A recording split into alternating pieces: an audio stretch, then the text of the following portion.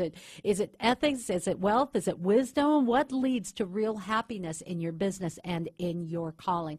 All coming today on Live from Seattle, 8:20 a.m. The Word. But as we investigate this United Airlines legging gate, my goodness, really?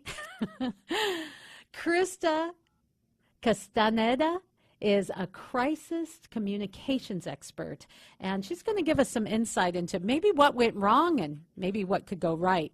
Thank you, Chrysta, for joining us today. Happy to do it. Wow. So, this just seems like it spun way out of control. If I'm going to be a flight attendant on United Airlines, there's a dress code.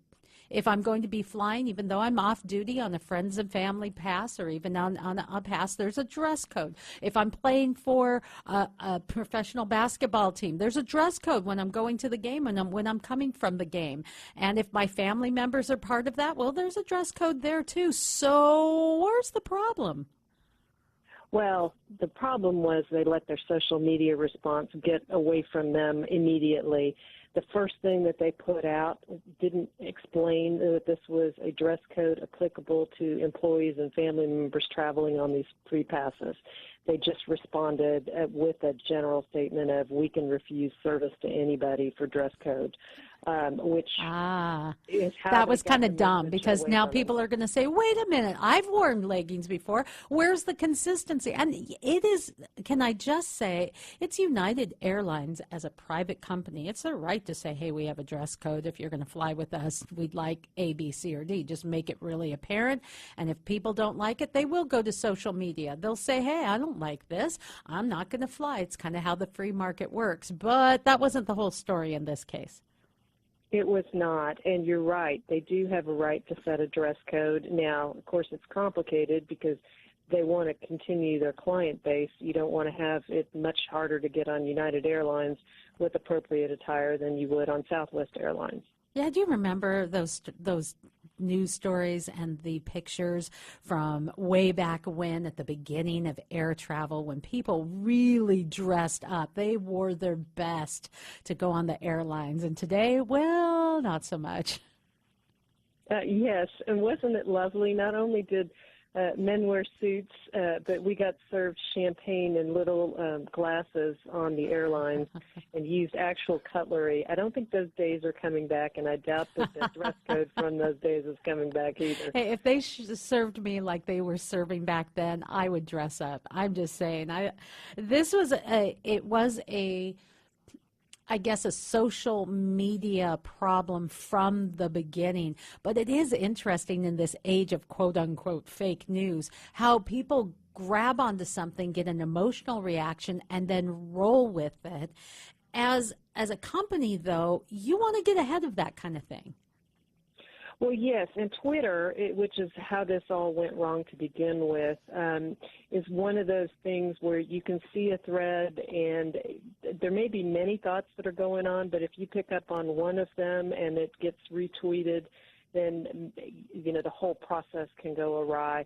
Really what needed to happen was the social media response team at United needed to figure out what the facts were before they got right on top of it and put out that message. That's the key in corporate communications. Make sure you know what your facts are before you start talking about it. So now, in the aftermath, if you're just joining us, it was kind of a crazy story today, but it really started making headlines. This, honestly, Chrysta, should have been just a little byline somewhere in all of the cacophony of crazy news out there. It really shouldn't have been big news, but now it's being talked about everywhere. Two girls asked to leave their United Airlines flight because they're wearing leggings. The girls actually said, okay, we'll change and we'll take a later flight. But they were flying on a friends and family pass, and there's some restrictions on those friends and family passes, as there should be. And if I'm going to fly free, you tell me the restrictions, and I'll likely abide by them because I'd like to save myself a few $100s. So, that's fair. I get that. But now we're in this place where it's gotten out of control. What does United Airlines do? And this is something we can all learn from, because things do get out of control, sometimes on social media, Chrysta, sometimes in our personal lives, in our private lives, in our public lives, in our businesses. Maybe we can learn something from this. What should United do now? Keep putting out the factual story. Apologize for not getting the story out correctly to begin with, and let it die down. It will die down. All will be forgiven at some point, but learn from it, and next time, get it right. Next time, get it right. I appreciate it. This is something we can kind of learn from. Today, it seems like a nothing story that just got out of control. And it is, in essence, it's a nothing story that got out of control. A couple girls got kicked out of a United Airlines flight for wearing leggings, but that was the rules for the friends and family pass that they had. And we have with us a crisis communications expert giving us a little advice, looking at the inside, what you would tell businesses when they're at this place going, oh, this got bigger than we ever thought it would be. Chrysta Castañeda is our guest today. Chrysta, any final thoughts?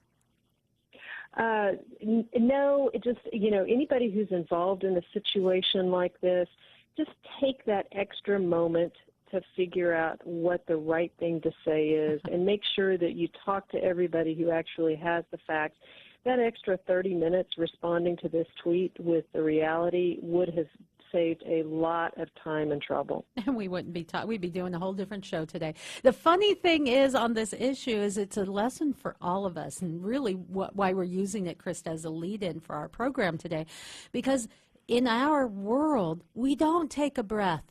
We don't take a step back. We don't evaluate. We just blurt out the first thing that's in our emotional little minds and lambaste it and post it on social media, and it can sometimes get away from us. And it really isn't a way for real happiness in our personal life, but certainly as we talk about business today, it's not a great way to run a business.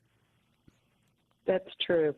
Hey, I want to thank you so much for making time for us today. What a crazy story, to be honest. I mean, really, isn't there bigger things going on in the world? But, of course, this is what we're talking about in America today. Go figure. Thank you, Chrysta, for joining us today. Thank you. We're live from Seattle, 8:20 a.m.